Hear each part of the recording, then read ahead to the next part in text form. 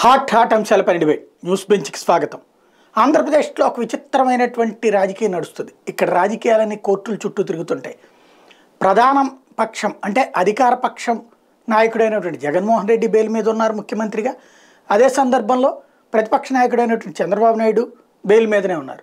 ఇద్దరు ఒకళ్ళ మీద ఒకళ్ళ కక్ష సాధింపు రాజకీయం అందామా, లేదా చట్టబద్ధమైనటువంటి కేసులు అందామా, ఏదైతే ఏమి ఇద్దరూ కూడా వివిధ ఆరోపణల మీదన వివిధ అభియోగాల మీదన అరెస్టులు, జైలుకు వెళ్ళటాలు, ఆ పైన బెయిల్ మీదకి రావడాలు జరిగింది. ఇప్పుడు ఒకళ్ళ బెయిల్ రద్దు చేయించడానికి ఇంకొకళ్ళ వైపు నుండి జరుగుతున్నటువంటి ప్రయత్నాలు ఇద్దరూ కలిసి ఈ దేశపు అత్యున్నత న్యాయస్థానపు గడప తొక్కారు.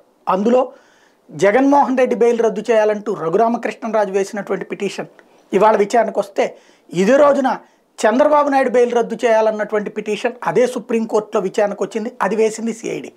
అసలు ఈ బెయిల్ రద్దులు నిజంగా జరుగుతాయా? బెయిల్ రద్దు అన్నటువంటిది ప్రచారం కోసం జరుగుతున్నటువంటి తంతా, లేకపోతే ఈ బెయిల్ రద్దు అన్నటువంటి నిజంగా అవసరమైనటువంటి అంశమా? అధికార పక్షానికి సంబంధించిన ముఖ్యమంత్రి, అలాగే ప్రతిపక్షానికి సంబంధించినటువంటి ప్రతిపక్ష నేత, ఇద్దరి కేసులని ఏ కోణంలో చూడాలి? రాజకీయ కోణంలో చూడాలా, చట్టబద్ధమైన కోణంలో చూడాలా? ఈ అంశానికి సంబంధించినటువంటి చర్చలో పాల్గొనేందుకు ప్రస్తుతం మనతో పాటు ఉన్నారు శేఖర్ రెడ్డి వైఎస్ఆర్ కాంగ్రెస్ పార్టీ నాయకులు, అలాగే శాంతి ప్రసాద్ జనసేన నాయకులు, సుబ్బరాజు గుప్తా భారతీయ జనతా పార్టీ నాయకులు, శ్రీనివాస్ చౌదరి తెలుగుదేశం పార్టీ నాయకులు మనతో పాటు లైవ్లో జాయిన్ అవుతున్నారు. ముందుగా శాంతి ప్రసాద్ గారు దీన్ని ఏ కోణంలో నుంచి చూడాలి? ఇది సరైన కోణం నుంచి సాయి గారు, మీకు ప్యానల్లో ఉన్న పెద్దలకు సోదరులకు చూసుకుంటూ నమస్కారం. సరైన కోణం నుంచి చూడాలా, సుప్రీంకోర్టు సరైన దిశలో విచారణ సాగిస్తుంది అనేది మనం గ్రహించాల్సిన అవసరం. ఎందుకంటే ఏ వ్యక్తికి కూడాను క్రిమినల్ పరిధిలో, కోర్టుల పరిధిలో ఇంత వైడ్ రిలాక్సేషన్ ఎవరికి రాదు, ఎవరికి దొరకదు. చాలా అరుదైన కేసులాగా ఉంది. అసలు 10 సంవత్సరాల పాటు ముద్దాయి కోర్టుకి హాజరు కాకపోవటం చాలా విచిత్రమైన పరిస్థితి. కాబట్టి రెండోది, ఈ కేసులో ఇతను సాక్షులుగా కానీ తోటి ముద్దాయిలను కానీ ఏ రకంగా ప్రలోభ పెడుతున్నాడు. తోటి ముద్దాయిలు ప్రలోభ పెడుతున్నారంటే కొంతమంది దానికి ప్రశ్నించవచ్చు. వాడు ముద్దాయిలు కదా, వాళ్ళని ప్రలోభ పెట్టడం వల్ల ఉపయోగం పెట్టారు. ఏమో రేపు ఎప్పుడు వరకు మాట్లాడతాడు ఎవరికి తెలుసు. ఉన్న పరిస్థితుల్లో ఎప్పుడు వరకు ఏ స్టేజ్లో అయినా మారచ్చు.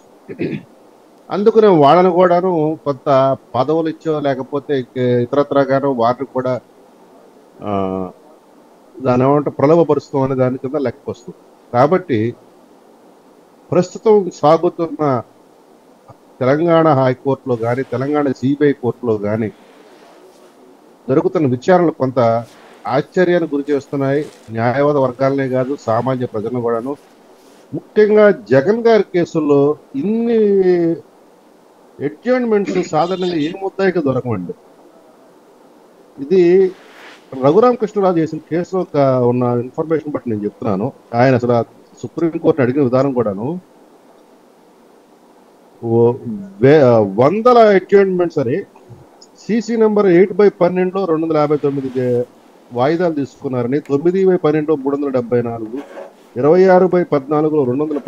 26/14 217, 12/13 243, 26/13 280, 28/2013 213, 27/213 228, ఇట్లా అతను మొత్తం 11 కేసుల్లో సంబంధించిన ఇచ్చుకుంటూ ఆయన ఇచ్చిన గ్రౌండ్స్ ఏంటంటే ఫ్రీ అండ్ ఫెయిర్ ట్రయల్ జరిగే అవకాశమే లేదు, ఎందుకంటే రీజనబుల్ అప్రెంషన్ ఆఫ్ బయాస్ ఉంది. రెండోది, 10 సంవత్సరాల పాటు ఎటువంటి పురోగతి లేదు ఈ కేసులో. 10 సంవత్సరాల కింద కేసు ఎక్కడ ఉందో ఇప్పటికీ అట్లానే ఉన్నది. వందల వాయిదాలు జరుగుతూ ఉన్నాయి. రెండోది, అసలు ఎటువంటి స్టెప్స్ తీసుకోవట్లేదు ముద్దాయి యొక్క హాజరు గురించి. ట్రయల్ సాగించాలనే ఉద్దేశం ఎక్కడా కనపడతలేదు. తర్వాత ఇంకోటి ఏంటంటే, సిబిఐ ముద్దాయిలు హ్యాండ్ ఇన్ గ్లోవ్లా తయారయ్యారు. అట్లాగే ఇంకో డిస్టర్బింగ్ ఫ్యాక్టర్ ఏంటంటే, ఆయన చెప్తుంది స్పెసిఫిక్ రాసింది, ప్రాసిక్యూషన్ అంటే ఎక్కువ హ్యావింగ్ ఫ్రెండ్లీ మ్యాచెస్. స్పెసిఫిక్ గా రాశాడు ఆయన. అంటే ప్రాసిక్యూషన్ ముద్దాయిలు కలిసిపోయారు ఈ కేసులో. They are making friendly matches against each other.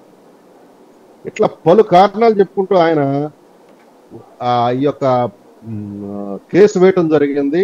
ఈ కేసు పురోగతిని సాధించాలని ఇన్ని వాయిదాలు ఎవరికి ఇవ్వలేదని. రెండోది, ఈ కేసును హైదరాబాద్ సిబిఐ కోర్టు నుంచి ఢిల్లీ 30 హజారీస్ కోర్టుకు ఎక్కడికో తరలించమని కూడా ఇతను కోరటం కూడా జరిగింది. ఇక్కడైతే సరైన న్యాయం జరగట్లేదు. ఈ కోర్టుల్లో ఇతనికి ఎటువంటి రిలీఫ్ వస్తుందంటే సామాన్యుడు ఊహకు అందని రిలీఫ్ వస్తుంది. ఒక నేరస్తులకు దొరకాల్సిన వెసులుబాటు అతనికి కన్నా ఎక్కువగా అసలు ఈ భారతదేశంలో ఎవరికి దొరికినటువంటి వెసులుబాటు అతను దొరుకుతున్నాయనే ఉద్దేశంలో ఆయన వేయటం జరిగింది. ఈరోజు సుప్రీంకోర్టు కూడా దాన్నే ప్రశ్నించడం జరిగింది. ఎందుకంటే ఈ కేసు విచారణ అర్హత లేదు కొట్టేమని అడిగినప్పుడు, సరే జగన్ రెడ్డి తరపు న్యాయవాదులు వేరే చెప్పారు, తనకి వెంజెన్స్ తో వేశాడు, అతని యొక్క ఎంపీ సభ్యత్వాన్ని మేము డిస్క్వాలిఫై చేయమని అడిగాం కాబట్టి ఆ యొక్క దీంతో వేశాడు కాబట్టి ఇతను ఫెయిర్ గా రాలేదు అనే ఉద్దేశంలో వేసినా కానీ సుప్రీంకోర్టు దాన్ని కన్సిడర్ చేయలేదు. కన్సిడర్ చేయకుండా ఏం చేసింది, అసలు ఈ కేసులో ఎందుకు జాప్యం జరుగుతుంది, ఎందుకు ఇన్ని వందల వాయిదాలు పడుతున్నాయి, అసలు ముద్దా ఎందుకు కోర్టు హాజరు కావట్లేదు, ఈ విషయాలు మేము తెలుసుకోవాలనుకుంటున్నాము, దీనిలో లోతు ఏంటో మేము చూడాలనుకుంటున్నామని దాని మీద విచారణ కోసం ఫర్దర్ గా వాయిదా వేయడం జరిగింది. ఇది కూడా ఏప్రిల్ కు వాయిదా వేసింది. ఏప్రిల్ కు వాయిదా వేసింది. అదే కొద్దిగా ఇబ్బందికరం. ఈ వాయిదాల గురించి మాట్లాడి మళ్ళీ ఏప్రిల్ దాకా అక్కడే వాయిదా వేస్తే ఇంకేం విచారణ చేస్తారు అప్పుడు. అయితే ఈ ఎన్నికల్లో పనేదానికి అది రాజకీయ కారణం అవుతుందేమో కోర్టుల వరకు. బహుశా కోర్టు ఏ రకంగా ఆలోచిస్తే తెలియదు. ఈ ఎన్నికల్లోపే జరగాలని ఆలోచిస్తే అది వేరు. కానీ వేరే ఇంకో తీర్పు ఉంది. ప్రజాప్రతినిధుల మీద ఉన్న కేసుల్ని సత్వరం విచారణ చేయమని. అది ఈ మధ్య తెలంగాణ హైకోర్టు కూడా ఈవెన్ జగన్ రెడ్డి కేసులు కూడా మొత్తం దానిలో ఉన్న స్టేటస్ ఏంటి ఇమ్మని చెప్పేసి కూడాను దిగువ కోర్టుని ఆదేశించడం జరిగింది తెలంగాణ హైకోర్టు కూడా. ఎందుకు డిలే జరుగుతుంది అనే దాని మీద అది కూడా ఈ మధ్య నెలన్నర కింద ఉత్తర్వులు ఇవ్వడం కూడా జరిగింది. అంటే 3 ఏళ్ల క్రితం వచ్చింది కదా ఆదేశాలు, ఏడాది లోపు అన్ని కేసులు పరిష్కారం కావాలి, స్టేలు కూడా ఎత్తేయాలన్నటువంటిది. ఎన్వి రమణ గారు చీఫ్ జస్టిస్ గా ఉన్నప్పుడు వచ్చిన ఉత్తర్వులు ఇవి. అవి అమలు జరిగినాయి అసలు దేశంలో ఎక్కడన్నా? వాటిని ఎట్లా అమలు చేయాలనే దాని మీద అన్ని హైకోర్టులని కూడా సుప్రీంకోర్టు కోరింది. ఉన్న విషయాల మీద స్టేటస్ తెప్పించుకొని ఏ కేసులు పెండింగ్ ఉన్నాయో ముందు ఒక అవగాహన రండి అని ఆ తతంగం అంతా పూర్తయింది. ఆ ఇన్ఫర్మేషన్ మొత్తం హైకోర్టుకు వెళ్ళి హైకోర్టు సుప్రీంకోర్టుకు వెళ్ళింది. ఇప్పుడు ఆ కేసుల్ని డిస్పోజల్ చేయమని ఇప్పుడు ఒత్తిడి పెరుగుతుంది. రైట్. అందులో భాగంగానే తెలంగాణ హైకోర్టు మొన్న జగన్ రెడ్డికి సంబంధించిన కేసులు కూడాను ఎన్నున్నా అసలు ఎందుకు విచారణ ఎంతకాలం కొనసాగుతుంది, ఎందుకంటే 10 సంవత్సరాలు అనేది ఇట్ ఇస్ అబ్నార్మల్, అసలు ఊహకు అందని విషయం అండి. రైట్. సుబ్రాజ్ గుప్తా గారు ఏమంటారు సార్? ఇప్పుడు criminal adjudication of justice, criminal system of justice అది లాంగ్ బ్యాక్ డిరైల్డ్ అండి. అది ఎంత డిరైల్ అయింది అనేది జగన్ కేసు ఒక ఎగ్జాంపుల్ అనుకోవచ్చు. అలాంటి కేసులు ఒక లక్షల్లో ఉన్నాయి ఈ దేశంలో, లక్షలు. నాట్ ఇప్పుడు జగన్ అనే వ్యక్తి ముఖ్యమంత్రి లేకపోతే ఇంపార్టెంట్ పర్సన్ కాబట్టి మనం అందరం దాని గురించి చర్చిస్తున్నాం. వేల కేసులు కాదు, లక్షల కేసులు ఉన్నాయండి. ఆల్మోస్ట్ క్రిమినల్ జస్టిస్ సిస్టమ్ ఎక్కడ కానీ ఏ డిస్టిక్ లో కానీ 500 చిల్లర డిస్ట్రిక్ట్స్ ఏదైతే ఉన్నాయో భారతదేశంలో అన్ని చోట్ల డిరైల్ అయిపోయింది. ప్రతి క్రిమినల్ కోర్టులోన క్రిమినల్ కోర్టు ఒక 100 కేసులు 200 కేసులు చేయగలిగితే సంవత్సరానికి 10,000 కేసులు 20,000 కేసులు పెండింగ్ ఉండే కోర్టులు చాలా ఉన్నాయి. దీనికి యాడింగ్ అప్ ఏమంటే ఎంత ఇండిస్క్రిమినేట్ గా ఉంటుందంటే పార్లమెంట్ కానీ లా మినిస్ట్రీస్ కానీ లేదంటే గవర్నమెంట్ కానీ వాళ్ళు ఎక్కడ కానీ they are not at all taking cognizance of the fact ఈ రకంగా అపరిమితంగా విపరీతమైన కేసులు ఎందుకు పెండెన్సీ పడతాయని గవర్నమెంట్ విచారణ చెప్పదు. ఎప్పుడు హైకోర్టులోనే హైకోర్టు ఏమంటాము ఆత్మమదనం చెందాలా, లోక్ అదాలత్లు ఏర్పాటు చేయాలా, ఇతరత్ర షార్ట్ కట్స్ చూడాలా. అంతేగాని ప్రభుత్వానికి ఫర్ దట్ మ్యాటర్ ఏ ప్రభుత్వానికి న్యాయ వ్యవస్థ బలంగా ఉండి అభియోగాలను డిస్పోజ్ చేసి శిక్ష వేయడమో అసలు అభియోగాలను రద్దు పెట్టడమో చేయాలని ఎవ్వరికీ ఇంట్రెస్ట్ లేదు. ఈ దేశంలో 100 కేసులు సంవత్సరానికి ఏర్పాటు చేసిన ఒక మ్యాజిస్ట్రేట్ కోర్టులో 10,000 కేసులు 20,000 కేసులు 30,000 కేసులున్నా చూసి చూడనట్టు వెళ్ళిపోతున్నారు. సెషన్స్ కేసుల్లో 20 సంవత్సరాల కేసులు చాలా ఉన్నాయి. అప్పీల్స్ అయితే క్రిమినల్ అప్పీల్స్ అయితే 20 సంవత్సరాలు అయిపోయిన అప్పీల్స్ ఇంకెన్ని ఉన్నాయో కౌంట్ చేసేయలేదు. రాజకీయ నాయకుల కోసము ట్రైబ్యునల్స్ ఏర్పాటు చేయమని చెప్తుంది సుప్రీంకోర్టు. రాజకీయ నాయకుల కోసము హైకోర్టు చాలా సోషల్ కాన్షియస్ తో నేనేదో చేసేస్తున్నా ఉంటది. సాధారణమైన పౌరులు గాలికి కొట్టుకొని పోయినా పర్లేదు, వీళ్ళకి ఇంపార్టెన్స్ ఇచ్చి డిస్పోజ్ చేయాలా, ప్రజాస్వామ్య వ్యవస్థలో నమ్మకం ఏర్పరచాలనే ఒక ప్రిటెక్స్ట్ తో ఈ రకమైన ఏర్పాట్లు ట్రైబ్యునలైజేషన్, స్పెషల్ కోర్ట్స్ కాన్సెప్ట్ ఏదైతే ఇంట్రొడ్యూస్ చేసినారో ఇది అత్యంత ఘోరాతిఘోరంగా ఫెయిల్ అయిన సిస్టంలో ఇది ఒకటి. జుడిషియరీకి హిపోక్రసీ అంటాం చూడండి. ఆత్మవంచనకు ఇది ఈ ఎగ్జాంపుల్. ఏది పొలిటికల్ కేసెస్ లో ఇచ్చిన ఉత్తర్వు. అసలు హైకోర్టులలో అండర్ 227 అంటాం.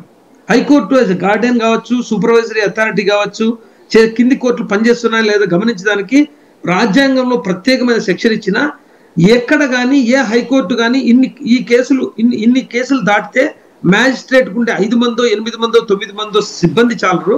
ఈ రోజు మ్యాజిస్ట్రేట్ దగ్గర ఉండే కోర్టులను కేసు కట్టలు పేరిస్తే కోర్టులలో స్థలం ఉండదు. 5 సెంట్లలో 8 సెంట్లలో 10 సెంట్లలో కోర్టులు పెట్టేస్తే 10,000 బండిల్స్ ఎక్కడ పెట్టాలండి? ఎన్ని డ్రగ్స్ కేసులు, ఎన్ని ఫుడ్ అల్టరేషన్ కేసులు, ఎన్ని సారాయి కేసులు. అసలు ఈ కేసుల నెంబర్ రాస్తే కూడా కోర్టు కరిగిపోతారు. మ్యాజిస్ట్రేట్లు కొత్తగా అపాయింట్ అయితే వాళ్ళు ఏం చేయాలో వాళ్ళకి తెలియదు. 24-25 ఏళ్ళ పిల్లవాళ్ళని కోర్టు అంటే తెలియకుండా ఇంట్లో నుంచి కోర్టులకి ఉద్యోగం మాదిరి, అంటే జ్యుడిషియల్ ఆఫీసర్ అంటే ఒక ఉద్యోగం, ఒక పబ్లిక్ ఆఫీసర్ అనేది మర్చిపోయి పబ్లిక్ సర్వెంట్ మాదిరి ఎవరినేస్తే ఏమి తర్వాత నేర్చుకుంటారనే కాన్సెప్ట్ లో సుప్రీంకోర్టులు, హైకోర్టులు, తర్వాత వచ్చేసి గవర్నమెంట్లు కళ్ళు మూసుకొని అందరినీ తోసేస్తుంటే ఈ వ్యవస్థలో కోర్టులలో న్యాయం జరగాలనుకోవడమే పెద్ద ఇట్స్ ఎ మిత్. ఒక అడ్వకేట్ గా నేను లామెంట్ అంటే ఏడుస్తున్నా వర్చువల్ గా. ఇట్స్ శోకం మాది. ఒక సాధారణమైన పౌరునిగా ఈ దేశంలో న్యాయ వ్యవస్థ అంత ఘోరాతిఘోరంగా ఫెయిల్ అయిన వ్యవస్థ ఇంతవరకు లేదు. అన్ని వ్యవస్థల కన్నా అత్యంత ఘోరంగా ఫెయిల్ అయింది న్యాయ వ్యవస్థ. దీంట్లో ఏమైందంటే అందరూ ఈ పార్టిసిపేషన్ ఈ గత 10-15 సంవత్సరాలుగా 20 సంవత్సరాలుగా అసలు కోర్టులలో ప్రోగ్రెస్ లేదనేది అత్యంత సహజమైన విషయం అండి. కోర్టులు డిస్పోజ్ అయితే ఆశ్చర్యపోవాలా.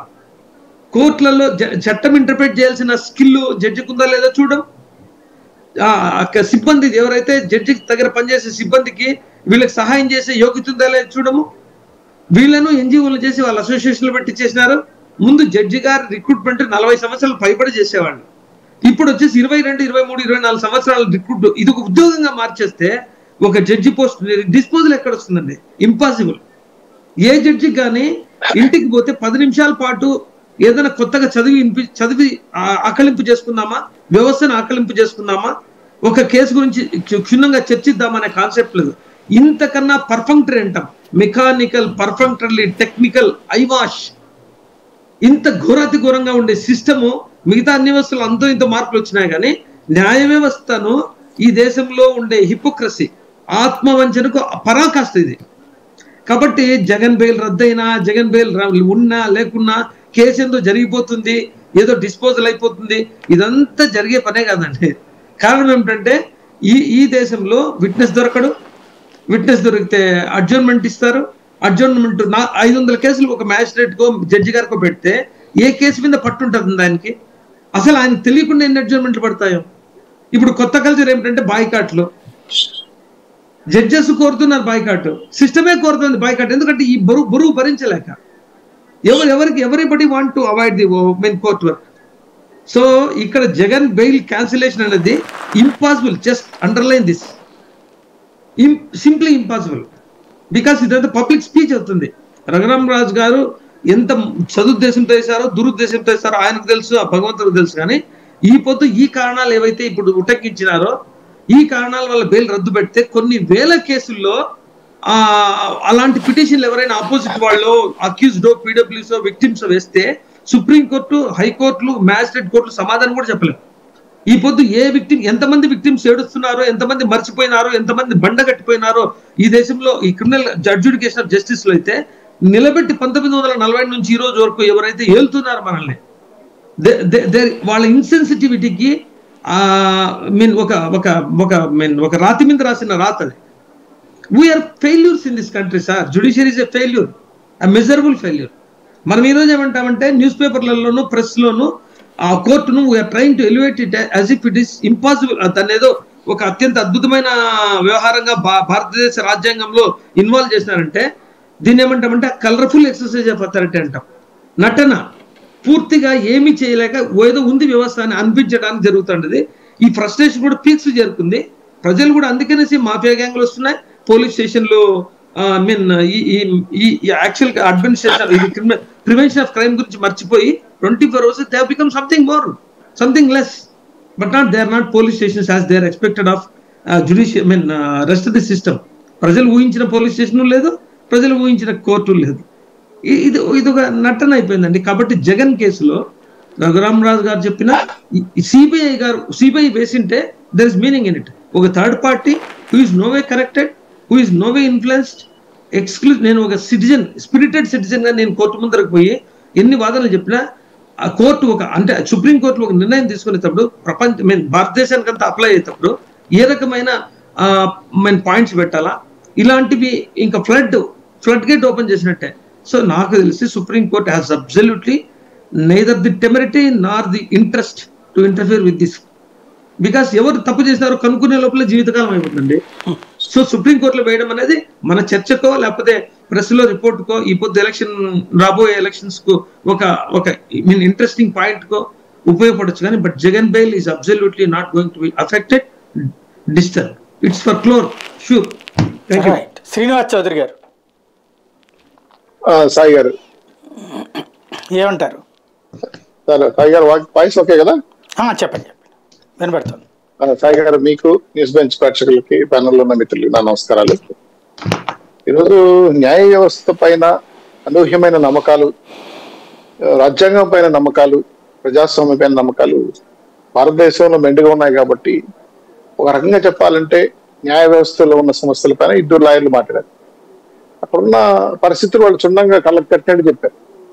నేను కూడా చాలా సందర్భంగా, మనం ఇంతకుముందు కూడా సాయి గారు ఒక సందర్భంగా ఏదో కేసు సంబంధించి మాట్లాడినప్పుడు కూడా ఒక మాట అన్నాను. న్యాయ వ్యవస్థ అనేది ఒక చాలుగూడు లాంటిది. ఏ పక్క దూరి ఆ పక్క చిన్న చిన్న దోమలు తగులుకుంటా కానీ పెద్ద జోరీలు దూరి వెళ్ళిపోతుంటాయి. రాజకీయాల్లో న్యాయ వ్యవస్థల్లో మార్పు వస్తే సంతోషమే. ఒక సుగాలి ప్రీతి కేసు, ఒక బాబరీ మసీద్ కేసు, లేదంటే ఒక గుజరాత్ అల్లర్ల కేసు, ఇలా చాలా కేసులు కొన్ని ఏళ్ల తరబడి, అంటే మా తిరుపతిలో అయితే వాళ్ళు ఏమంటారంటే కోర్టు పక్షులు అంటారు, ఎప్పుడు 24 గంటలు కోర్టులో ఉంటారు. నేను చాలా సందర్భాలు నాకైతే అవసరం లేదు కానీ కోర్టుకు వెళ్ళినప్పుడు వీళ్ళు రిలీజ్ అయిన సినిమా కన్నా ఎక్కువ మంది ఉంటారు అక్కడ. కొత్త సినిమా రిలీజ్ అయితే ఎలా కిటకిటలాడుతుంటాయి కోర్టులు తెల్లారితో, ఆ లాయర్లు అటు ఇటు పరిగెడతా కోర్టులు వేసుకుంటా. అంటే కార్ల్ మార్క్స్ ఒక మాట అన్నారు సాయి గారు, ఎప్పుడైతే పేదరికం బలంగా పెరిగిపోతుందో క్రైమ్ రేట్ పెరిగిపోతుందని చెప్పారు. అది వాస్తవమో కాదని మీరు ఇప్పటికి చెప్పాలి. అయితే దేశంలో ఉన్న లా వ్యవస్థ పైన చాలా నమ్మకాలు ఉన్నాయి. మన భారతదేశ లా కూడా చాలా గొప్పది. అయితే ఇంప్లిమెంటేషన్ లో మీరు చెప్పినట్టు సుబ్రత గుప్తా గారు చెప్పినట్టు కానీ సాయిప్రసాద్ గారు చెప్పినట్టు కానీ చాలా మెన్ లాస్ రావడం కానీ మెన్ పవర్ ప్రాబ్లం రావడం జరుగుతుంది. దానికి తోటు చట్టంలో ఉండే లొసుగులు తీసుకొని ప్రతిపక్షాల మీద కేసులు, అనవసరమైన కేసులు, తప్పుడు కేసులు, కావాలనే కుటుంబ గొడవల కేసులు, మనీ రిలేషన్ గొడవ కేసులు, హత్య కేసులు, ఇలా చెప్పుకుంటా పోతే మీరు అన్నట్టు సార్ చెప్పినట్టు గుప్తా గారు చెప్పినట్టు పరిస్థితి కూడా చాలా బండల్స్. ఇలాగా నాకు స్వతహాగా అనుభవం ఒక సివిల్ కేసులో ఇప్పటి వరకు ఒక చిన్న 1.5 సెంట్ ల్యాండ్ విషయం పైన 15 ఏళ్ళుగా చిత్తూరు జిల్లాలో కేసు నడుస్తాను. ఒక్క కోర్టు ఒకటి వేసుకుని వెళ్తాను, అంతే. అది తీర్పు రాదు, జరిగే పని. ఇది కోర్టుకు పోయినోడు కోళ్ళ పోయినోడు రెండు ఒకటే అనే మాట నానుడిగా వచ్చేసింది. సో నేను అనడం ఏంటంటే, నేను అటెండి వ్యవస్థను తప్పుడు పడట్లేదు. నాకు చాలా గౌరవం భారత రాజ్యాంగం పైన, న్యాయ వ్యవస్థ పైన కూడా. ఇంప్లిమెంటేషన్ అనే ప్రాబ్లం ఉంది. దీనిపైన ఎన్వీ రమణ గారు చాలా సందర్భంగా చెప్పారు. ఇది మన మిత్రుడు ప్రస్తావించారు. ప్రజాప్రతినిధుల కేసును సాధ్యమైన తొందరలో పరిష్కరిస్తే నెక్స్ట్ ఎలిజిబిలిటీకి ఉంటారా ఉండరా, నెక్స్ట్ ఎలిజిబిలిటీ అవుతుందా కాదా, ఇదెందుకు ఈక్వల్ లా ఎందుకు, సామాన్యుడు కోవాలా, గొప్ప వాళ్ళకలా, రాజకీయ నాయకులు ఒకలా, ఇంకో ఆఫీసర్ కోవాలా, ఎందుకు వస్తుంది నాకు అర్థం కాబట్టి తేడాలు ఎందుకు కనపడుతున్నాయి అనేది స్పష్టంగా కనపడతాం. నేను ఎక్కడ రాజకీయ ప్రలోభం ఉందా లేదా రాజకీయమైన ఒత్తిళ్లు ఉన్నాయా అనే విషయం కూడా సామాన్య సందేహాలు ఏర్పడతాయి. అట్లాగే జగన్మోహన్ రెడ్డి గారి కేసు కూడా ఈరోజు వాళ్ళ ఎంపీ రామకృష్ణరావు కేసు వేశారు. చాలా ఏళ్లుగా ఈ కేసు దాని మీద ఎన్ని వాయిదాలు వచ్చాయి, ఎన్ని స్టేలు ఇచ్చాయని ప్రసాద్ గారు చెప్పారు. ఆ విషయాలు లోతుగా వెళ్ళదలుచుకోలే. ఎందుకు ఇంత డ్రాబ్యాక్ అంటే, సీఎం గారు అయితే ఏ తప్పు చేసినా జరిగిపోతుందా, అదే మీరు చేస్తే జరుగుతుంది. ఈ విధంగా ఇన్ని వాయిదాలు ఇస్తారా, ఇంత ఎగ్జామ్షన్స్ వస్తాయా, లాలో ఇంత పరిష్కారవంతంగా ఉంటుందా, ఇంత రిలయబిలిటీ ఇస్తారా మీరు నాకు పెళ్లి ఉందంటే వాయిదా, లేదంటే సినిమా పోవాలంటే వాయిదా, లేదంటే ఒక రిబర్ కట్ చేయాలంటే వాయిదా ఇవ్వగలుగుతారా? అంటే ఒక చిన్న దొమ్మి కేసు చేస్తేనే క్రైమ్ స్టేషన్లోకి వెళ్ళి సంతకం పెట్టకుండా స్టేషన్ బెయిల్ ఇవ్వకుండా కూడా బయట ఉంది. అది సామాన్యుడికి న్యాయం, గొప్పవాళ్ళకు న్యాయం. ఇది మంచి పద్ధతి కాదు. టోటల్ గా న్యాయ వ్యవస్థలో చాలా పెద్ద ఎత్తున మార్పులతో పాటు ఈ చిన్న చిన్న సమస్యలు పరిష్కరిస్తే నాకు తెలిసి ఇండియన్ లా మించిన గొప్ప లా ఎక్కడా లేదని నేను అనుకుంటున్నాను. సార్ దానికి అంత గొప్పగా ఎన్వి ప్రసాద్ గారు కొంత సాయం చేశారు. మిగతా కొత్త జడ్జీలు కానీ కొత్త లాయర్ గారు ఇప్పుడు సార్ చెప్పినట్టు గుప్తా గారు 24 ఏళ్ళకి 25 ఏళ్ళకి చర్చ అయిపోతారంటే చదువుకొని బాగా పరిజ్ఞానం పెరిగి అయితే అనుభూతి ఉంటే తప్పేం కాదు. కాకపోతే ఇంప్లిమెంటేషన్ లో చాలా ప్రాబ్లమ్స్ వస్తున్నాయి కదా. ఇప్పుడు మీరు ఇలాంటి సీనియర్ లాయర్లు ఉన్నారు, ఒక కేసు పైన అనర్గళంగా ఏదో చెప్పగలిగి సలహా తీసుకోవాలని ఉంటారు. అలాగే మీరు గమనించారు లేదో, ఒక ఇంపార్టెంట్ కేసులో ఒక జూనియర్ జడ్జి ఒక సీనియర్ లాయర్ ని సలహా తీసుకుని తీర్పిచ్చారు సందర్భంగా. అది పేర్లు ప్రస్తావించడం చట్టంలో చాలా ఉంటాయి. అవన్నీ ప్రసాద్ కూడా చాలా విషయాలు తెలుసు. కొంతమంది జడ్జెస్ సమకాలికులుగా ఉన్న వాళ్ళు అనుభవం లాయర్ల కూర్చొని పెట్టుకొని ఈ తీర్పు నేను చెప్తే ఇట్లా ఉంటుంది అటువంటి డిస్కస్ చేస్తారు. అది మంచి సంప్రదాయం. అదేవిధంగా లాలో కూడా ఇటువంటి అంశాలన్నీ కూడా పరిష్కరించుకొని భారతదేశ లా గౌరవాన్ని పెంచే విధంగా ఉండాలి. ఇక్కడ రాజకీయ నాయకులు ఒక పక్క, సామాన్య జనాలు ఒక పక్క, అధికార పార్టీలు ఒక పక్క, అధికారులు ఒక పక్క, ఈ బ్యూరోక్రసీ సిస్టమ్ అనేది చట్టంలో మార్పులు రావాల్సి ఉంటది. అందుకే ఈ రోజు రాష్ట్రంలో 100 మంది దోషులు తప్పించుకున్న ఒక నిర్దోషించబడకూడదనే ఆలోచన ఎప్పుడో చెప్పారు గాంధీ గారు లాగా పెద్దవాళ్ళు. అది ఇప్పుడు జరుగుతుంది. ఎందుకంటే అతి చేసిన వాళ్ళు బయట తిరుగుతున్నారు, రేప్ చేసిన వాళ్ళు బయట తిరుగుతున్నారు, రాజకీయ నాయకుల ముసుగులో చాలా తప్పులు చేస్తున్నారు. ఇప్పుడు చూడండి, మా తిరుపతిలో కొండ మీద రెడ్ శాండ్ అనేది చాలా పెద్ద సంపద. చాలా మంది రెడ్ శాండ్ దొంగతనం చేస్తున్నారు. దాని మూలాలు దొరకట్లే. మాకు ఎవరు దీన్ని చేస్తున్నారు, దీని వెనకాల ఎవరున్నారు, అసలు సిసలైన నాయకులు కనపడట్లా. ఈ మధ్య కాలంలో ఒక ఆయన ఏకంగా ఎమ్మెల్యే సీట్ కూడా తెచ్చుకున్నాడు పోయి విషయంలో. ఎంత దుర్మార్గంగా వెళ్తా ఉందంటే క్రైమ్ రేటు రాష్ట్రంలో, దేశంలో. ఇటువంటి ప్రమాదకరమైన అంశాలు వస్తే అటువంటి వ్యక్తి ఆర్థికంగా రాజకీయంగా బలపడితే సమాజంలో, సొసైటీలో ఏం సందేశం ఇస్తారు? ఆయన పరిపాలన ఏ విధంగా ఉంటుంది? ఒక దుర్మార్గుడు రాజకీయ నాయకుడికి ఏమవుతుందంటే మటర్లు, మానభంగాలు, క్రైమ్ రేట్లు, దోపిడీలు, దొంగతనాలు జరుగుతున్నాయి కదా. అందు సిచ్యువేషన్ లో ఈరోజు వ్యవస్థల్లో మార్పులు అనేవి, ప్రజాస్వామ్య పద్ధతుల్లో, లాలో కానీ అన్నింటిలో కానీ మార్పులు అనేవి సామరస్యంగా పద్ధతి ప్రకారం సీనియర్ నాయకులు లేదా లా డిపార్ట్మెంట్, లా కమిషనర్ కూర్చొని రక్షణ చేస్తే న్యాయం జరుగుతుంది. అదేవిధంగా రఘురామకృష్ణరావు గారు చెప్పి కూడా అదే, ఆయనకో న్యాయం, జగన్మోహన్ రెడ్డి గారికో న్యాయం, చంద్రబాబు నాయుడుకో న్యాయం, మీకో న్యాయం ఉండకూడదు. లా ఈక్వల్ గా ఉండాలనే విషయం పైన దావాలు కూడా వ్యతిరేక దాని మీద సమర్థిస్తున్నాను సార్. రైట్. శేఖర్ రెడ్డి గారు, మీ ఆడియో మ్యూట్ లో ఉంది, చూడండి ఒకసారి. నమస్తే అండి సాయి గారు, మీకు అలాగే ప్యానెల్లో ఉన్న పెద్దలకి అలాగే ప్రేక్షకులందరికీ కూడా శుభ సాయంత్రం సార్. హలో చెప్పండి సార్, వస్తుందా సార్ నా వాయిస్? వినబడుతుంది. నా వాయిస్ వస్తున్నట్టు. జగన్ గారి కేసుల గురించి రఘురామకృష్ణరాజు ఈ రోజు మాట్లాడడం కాదు, జగన్ గారి కేసులు అనేవి ఎలా మొదలయ్యాయని కూడా మనం ఆలోచన చేసుకుంటే, జగన్ గారి మీద ఏ వ్యక్తి కూడా నన్ను మోసం చేశాడని, నా దగ్గర డబ్బులు తిన్నాడని కేసు పెట్టలేదు సార్. మొదటగా అందరు గమనించాల్సిన విషయం ఏంటంటే, ఎవరు కేసు పెట్టలేదు. అచ్చెం నాయుడు వాళ్ళ బ్రదర్ ఎర్రం నాయుడు, అలాగే శంకర్ రావు, వీళ్ళిద్దరూ పెట్టినటువంటి లెటర్లకు అనుగుణంగా పేపర్లలో వచ్చినటువంటి కటింగ్స్ ని సుమోటోలుగా తీసుకుని సిబిఐ విచారణకు ఆదేశిస్తే, సిబిఐ విచారణలో భాగంగా మే 27, 2012 సిబిఐ జగన్మోహన్ రెడ్డి గారిని అరెస్ట్ చేసి 1172 కోట్ల రూపాయలు అవినీతి జరిగినట్టుగా, కేవలం 1172 కోట్ల రూపాయలు అవినీతి జరిగినట్టుగా వాళ్ళు జగన్మోహన్ రెడ్డి గారిని విచారణ నిమిత్తం 16 నెలలు జైల్లో పెడితే, చివరికి సెప్టెంబర్ 24, 2013 ఆయనకి బెయిల్ లభించింది సార్. ఈ బెయిల్ లభించిన తర్వాత ప్రతి శుక్రవారం వీళ్ళు 10 సంవత్సరాల నుంచి ఆయన కోర్టుకు రావట్లేదని ఒక ఆయన మాట్లాడతారు, వందల వాయిదాలు జరుగుతున్నాయని ఇంకొక ఆయన మాట్లాడుతున్నారు. కోర్టు నిబంధనలకు అనుగుణంగా జగన్మోహన్ రెడ్డి గారు ప్రతి శుక్రవారం కోర్టుకు వెళ్ళడం జరిగింది, కోర్టు విచారణకు సహకరించడం జరిగింది, ట్రయల్స్ జరగడం జరిగింది. ట్రయల్స్ లో భాగంగా సెప్టెంబర్ 26, 2022 తెలంగాణ హైకోర్టు ఇచ్చినటువంటి తీర్పు సార్, వ్యాన్పిక్ సంస్థకి ఈ కేసులో ఎలాంటి సంబంధం లేదు, నిమ్మగడ్డ ప్రసాద్ నిరపరాధి అని చెప్పేసి ఆయన మీద అభియోగాలు నెలకొల్పినటువంటి 854 కోట్ల రూపాయలని కొట్టివేయడం జరిగింది. అలాగే ఇండియా సిమెంట్స్ కి చెందినటువంటి 140 కోట్ల రూపాయలను కూడా 22 అక్టోబర్ 2022 తెలంగాణ హైకోర్టు కొట్టేసింది సార్. ఇక మిగిలింది మొత్తం మీద 983 కోట్ల రూపాయలను కొట్టేస్తే ఇక మిగిలింది 183 కోట్ల రూపాయలు సార్. ఈ 183 కోట్ల రూపాయల అభియోగాలకు కూడా జగన్మోహన్ రెడ్డి గారు కోర్టుకు సహకరిస్తున్నారు. జగన్మోహన్ రెడ్డి గారు కోర్టుకు వెళ్ళాలని లేదు కదా, ఆయన తరపున లాయర్లు వెళ్తారు. జగన్మోహన్ రెడ్డి గారు ఒక ముఖ్యమంత్రిగా ఉన్నారు, ముఖ్యమంత్రిగా ఉన్న వ్యక్తికి కోర్టుకు వెళ్ళాలని రూల్ లేదు, కోర్టు రిలాక్సేషన్ ఇచ్చింది.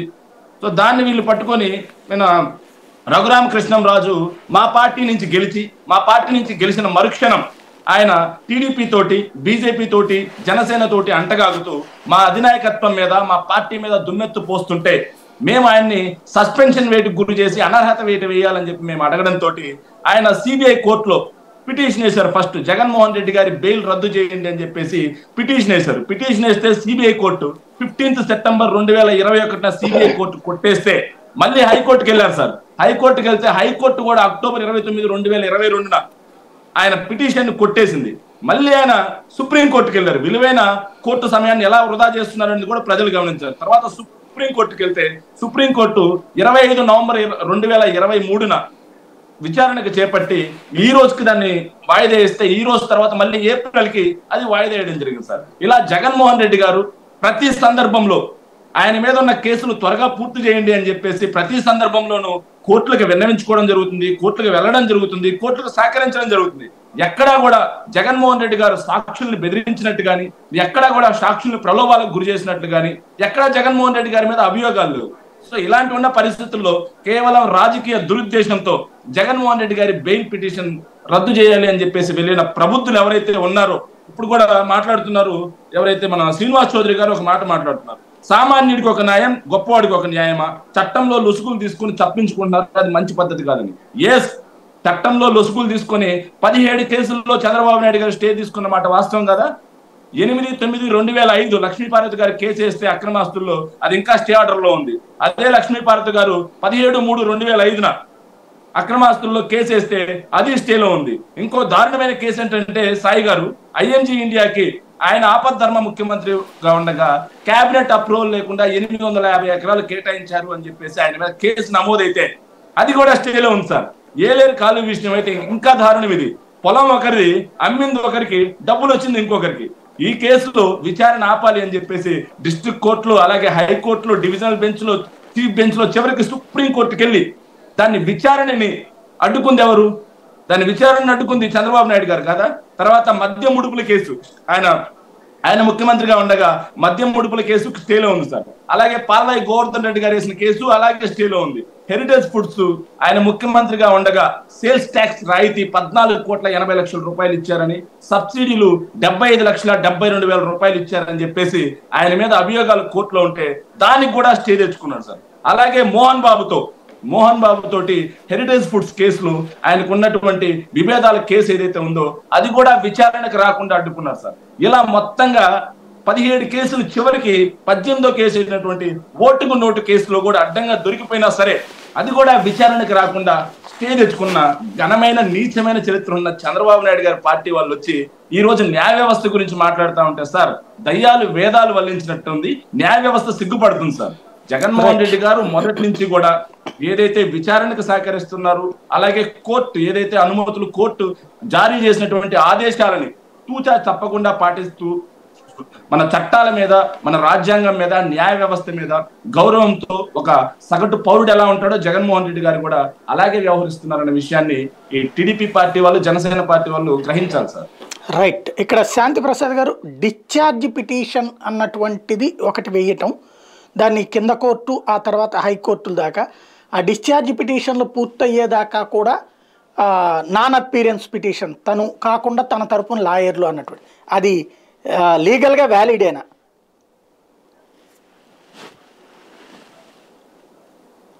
మీది ఆడియో మ్యూట్లో ఉన్నట్టు చూడండి.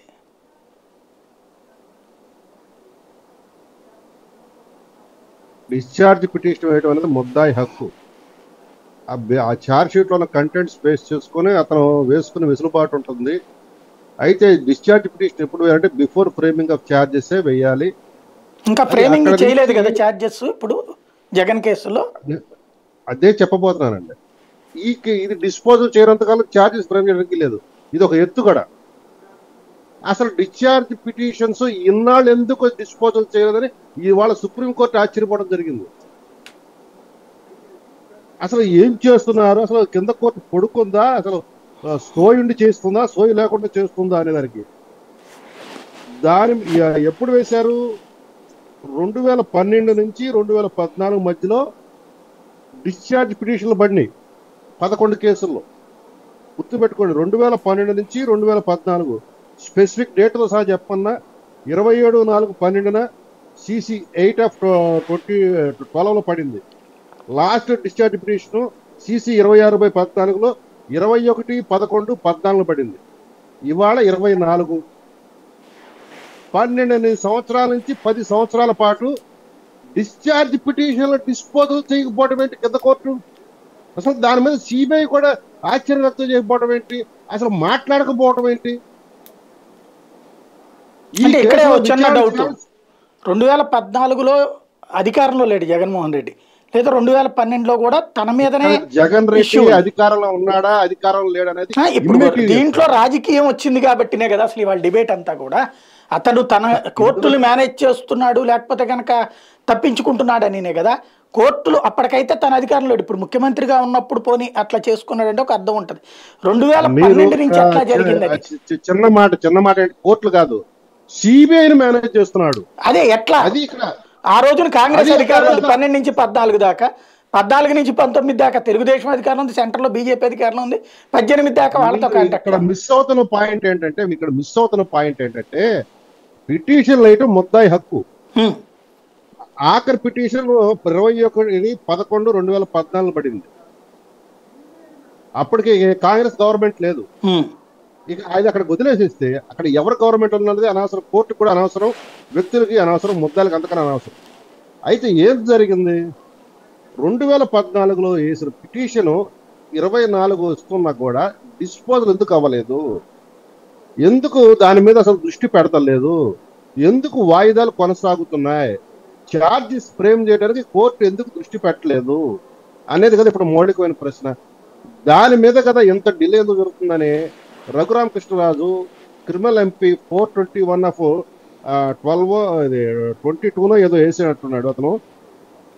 దాదేమో కింద కోర్టు డిస్మిస్ చేసింది 421/21. ఇది ఒకే ఒక కేసులో వేసాడు, CC నంబర్ 8/12లో బెయిల్ క్యాన్సిల్ చేయమంటూ. అయితే అది కింద దిగువ కోర్టు డిస్మిస్ చేసింది, హైకోర్టు కూడా డిస్మిస్ చేసింది. ఇక్కడ విచిత్రం ఏంటంటే సెక్షన్ 205 అని ఒకటి ఉంది మాకు CRPCలో.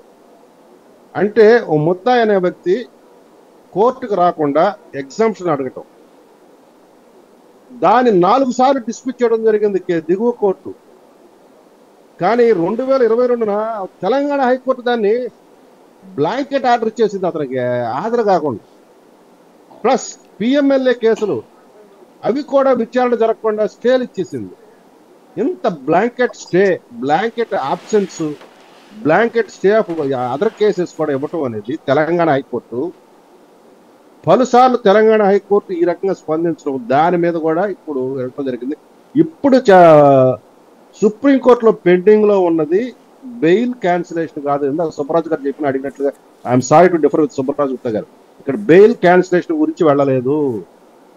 అసలు ఈ కేసులు మొత్తం ఇక్కడి నుంచి ట్రాన్స్ఫర్ చేసి కాంపిటెంట్ ఈక్వలెంట్ కోర్టు అయిన పాటియాల హైకోర్టుకి ట్రాన్స్ఫర్ చేయండి అని అడిగాడు సుప్రీంకోర్టుని రఘురామ కృష్ణరాజు. ప్రస్తుతం అది పెండింగ్ లో ఉంది. దాని మీద అసలు రఘురామ్ లోకల్ స్టాండ్ ఏంటని కూడా వాళ్ళ ప్రశ్న వచ్చింది. లోకల్ స్టాండ్ గురించి నేను చూడమని కూడా చెప్పింది. ఈ అంశాలు చాలా గంభీరంగా ఉన్నాయి. అశ్విన్ ఉపాధ్యాయ చేసిన 699/12 కేసులకు సంబంధించిన ఆ డైరెక్షన్స్ వైలేట్ చేస్తూ ఉన్నాయి అనే అంశాన్ని కూడా ఇక్కడ పర్సూ చేయడం జరిగింది. ఈ సుప్రీంకోర్టు ఇచ్చిన గైడ్ లైన్స్ ఫాలో అవ్వట్లేదు హైకోర్టులు, దిగువ కోర్టులు. దానికి ఒక బెస్ట్ ఎగ్జాంపుల్ ఈ కేసు కాబట్టి ఈ కేసులో మేము దృష్టి పెడతామని అనటం జరిగింది. ఎందుకు విచారణ? డిశ్చార్జ్ పిటిషన్లు 10 నుంచి 12 సంవత్సరాల పాటు అలా పేరుకుపోయిన కోర్టులో. దీనికి కారణం ఎవరు? ఎందుకు ఇన్వెస్టిగేటింగ్ ఏజెన్సీ దీని మీద శ్రద్ధ చూపించట్లేదు? వాటి డిస్పోజల్ కోసం, ఛార్జ్ ఫ్రేమింగ్ కోసం. ఇక్కడ కోర్టులతో ములాఖాత్ అయ్యాడనే ప్రశ్న కాదండి, అది చాలా తప్పుడు అభిప్రాయం. ఏదైతే ఇన్వెస్టిగేటింగ్ ఏజెన్సీ, ఏదైతే ప్రాసిక్యూషన్ ఏజెన్సీ ఉందో అది ఎందుకు ముద్దానికి సహకరిస్తుంది, అది ఎందుకు కొడుకుంటుంది అంటే దీంట్లో ఒక చిన్న డౌట్ అండి.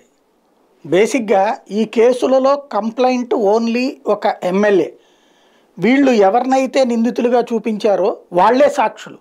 వాళ్ళందరూ కూడా మాకు అసలు కంప్లైంట్ ఎమ్మెల్యే కదే శంకర్రావు కంప్లైంట్ ఇచ్చింది, లెటర్ ఆధారంగా చేసింది. మీరు చాలా తప్పు అభిప్రాయంలో ఉన్నారు. వాళ్ళు పిల్లు వేశారు హైకోర్టు. వాళ్ళు పిల్లు వేస్తే హైకోర్టు దాన్ని టేకప్ చేయమంది. సిబిఐతో విచారణ చేయించింది.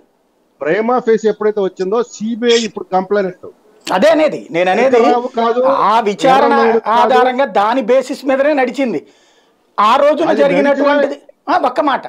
దీంట్లో పాయింట్ ఏంటంటే పెట్టుబడి పెట్టినటువంటి వాళ్ళు ప్రభుత్వం నుండి ప్రయోజనాలు పొందారు కాబట్టి అదే నేరం కింద అన్నటువంటి చెప్పింది. ఆ పెట్టుబడి పెట్టిన వాళ్ళు ఇంతకుముందు మేము అనేక ప్రభుత్వాల దగ్గర ప్రయోజనాలు పొందామంటూ కోర్టుకు అప్పీల్ అయ్యారు. ఆ రోజున జరిగింది అది. బట్ వాళ్ళని కూడా ఇందులో నిందితులుగా చేశారు. ఇక్కడ అసలు దీని పాయింట్ మీద కాదా, ఇది తప్పుడు అభిప్రాయాన్ని స్ప్రెడ్ చేస్తున్నారు. ఇది కాదు వాస్తవం.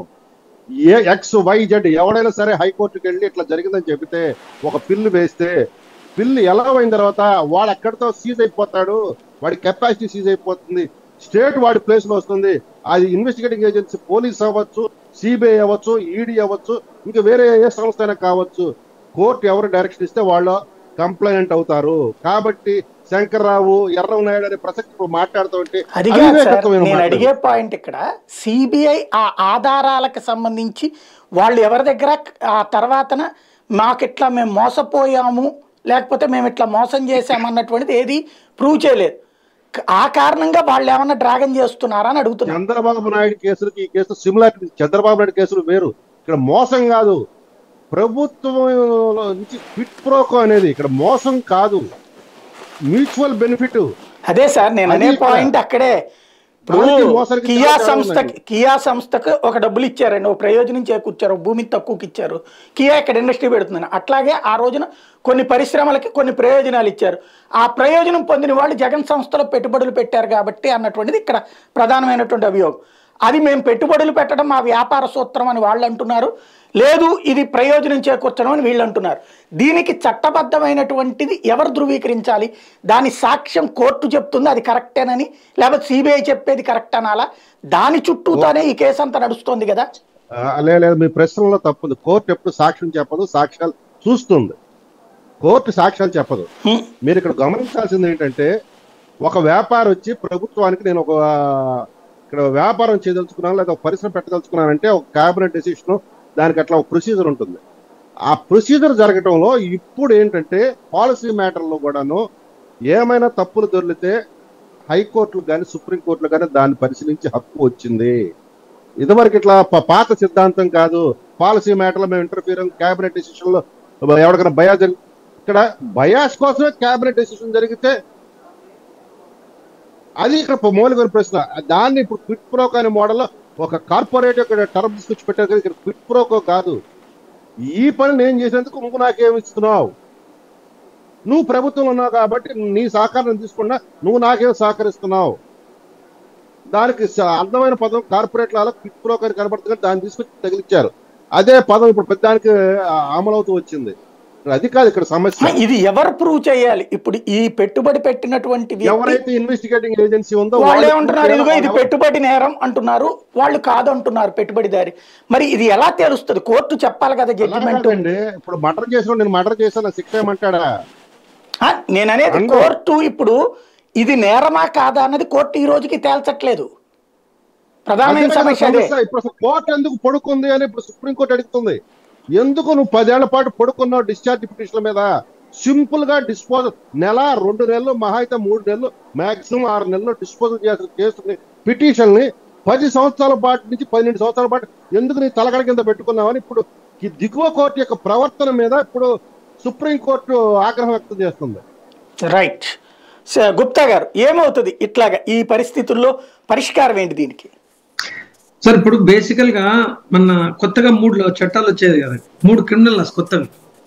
ఇది ఏదైతే ఇప్పుడు మనమైతే సఫర్ అవుతున్నామో ఈ ఈ ఈ scheme of criminal administration justice అంటాము. ఇది బేసికల్ గా ఏం కాన్సెప్ట్ అంటే క్రైమ్ ఈజ్ అగైన్స్ట్ సొసైటీ.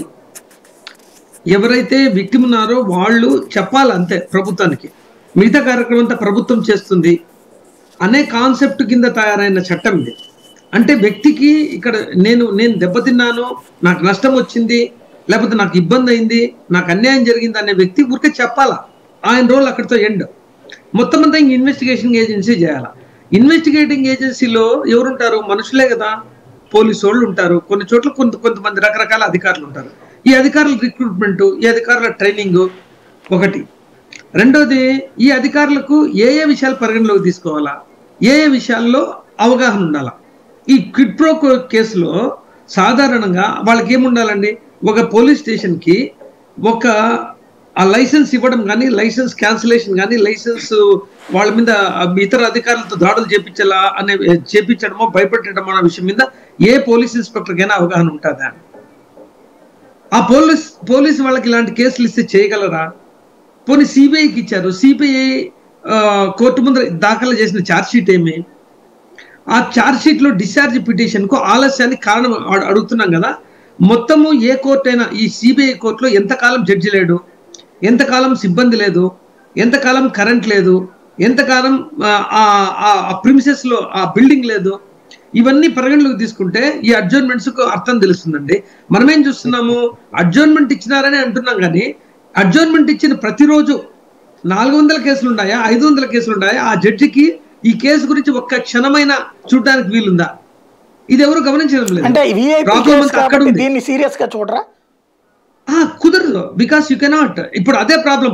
10,000 రూపాయల ప్రామిసర్ నోట్ అయినా, 10 లక్షల రూపాయల ప్రామిసర్ నోట్ అయినా, 1 కోటి ప్రామిసర్ నోట్ అయినా ఓఎస్ నెంబర్ ఇస్తారు. అదే సాయి గారు, I'm sorry to differ with Gupta గారు. ఇప్పుడు హైకోర్టు కొత్త సిస్టమ్ పట్టుకొచ్చింది. అదేంటంటే టైం స్కేల్ బట్టి పాత కేసులు అయితే ఎక్స్పీరియన్స్ గా డిస్పోజ్ చేయడం, వాటి స్టార్డ్ కేసులుగా అంటే లిస్టెడ్ ఐటమ్స్, అంటే కేసు ఎంత పాత అయితే అంత స్పీడ్ గా డిస్పోజల్ చేయమని. లేటెస్ట్ కేసులు ఇప్పుడు టచ్ చేయట్లేదు. 2018కి ముందు పెండింగ్ ఉన్న ప్రతి కేసు కూడా డిస్పోజల్ ముందు సివిల్ కేసులే, అటువంటిది క్రిమినల్ కేసులు ఇవి. రైట్. జడ్జి గారికి ఖాళీ లేదు, జడ్జి గారికి ఛాంబర్ లో కరెంట్ లేదు, ఏసీ లేదు, ఇవన్నీ ఇమ్మెటీరియల్. నేను అనడం లేదండి, జడ్జి గారి ఫెసిలిటీస్ గురించి అనడంలే. జడ్జి గారే లేరు అక్కడ. మీరు గమనించాల్సిన అంశం ఏమిటంటే జడ్జి గారే పోస్ట్ చేయలేదు. చాలా కాలం పాటు వేకెన్సీ ఉంది అక్కడ. మనం గమనించాల్సిన అంశం ఏమిటంటే కోర్టు వర్కింగ్ డేస్ ఎన్ని దాని మీద నిజంగా గడిపింది. ఇప్పుడు మనకు డేటా అనేది ఆన్లైన్ అవైలబుల్ అండి. ఈ కేసులకు ఇంపార్టెన్స్ ఇవ్వాలా అనే విషయంలో, ఎవరు ఇంప్రెస్ చేయాలా అనే క్వశ్చన్ వచ్చినప్పుడు జడ్జికి అధికారం ఉండదు దీన్ని సపరేట్ గా ట్రీట్ చేయడానికి. సుప్రీంకోర్టు, హైకోర్టు వాళ్ళకి గైడెన్స్ ఇచ్చి ఈ కేసుల మీద ఇన్ని రోజుల లోపల జడ్జిమెంట్ ఇవ్వమని చెప్పితే ఆ కేసుల మీదనే ఫోకస్ చేస్తారు, తొందరగా డిస్పోజ్ అయిపోతాయి. 10,000 డిశ్చార్జ్ పిటిషన్లు, 20,000 70 క్లాస్ 2 పిటిషన్లు ఒక కోర్టులో పెండింగ్ ఉన్నప్పుడు ప్రతిరోజు 100-200 వేసినప్పుడు ఆ జడ్జికి దీని మీద ఫోకస్ చేసే అది అవకాశం ఉందా? మనము లెటెస్ట్ బి ప్రాక్టికల్, ప్రాగ్మాటిక్ గా ఉన్నాం. మనము సమాజంలో బాగా ప్రచారంలో ఉన్నది. నా ఎక్స్పీరియన్స్ చెప్తా. లేదు సాయి గారు, ఇవాళ నా ఎక్స్పీరియన్స్, నా పర్సనల్ చెప్తా. నా దగ్గర 2018 కేసులు ఉన్నాయి. దాని మీద జడ్జి గారు కోపడుతున్నారు. నేను ఇవాళ 2016 కేసు ఏంటి, 2016 కేసు ఇంకా నడుస్తుందని నేను ఇవాళ ఆశ్చర్యపోయాను. రైట్. నాకు కోర్టులో జరిగిన అనుభవం. రైట్. ఇక్కడ గుప్తా గారు, సాధారణంగా ఇది ఇది బాగా పబ్లిసిటీ అయినటువంటి కేసు, 2012 నుంచి పబ్లిసిటీ అయిన కేసు. జగన్ అనేవాళ్ళు ఎవరనేటువంటిది 2 రాష్ట్రాల్లో జడ్జిలకి తెలుస్తుంది, లాయర్లకి తెలుస్తుంది.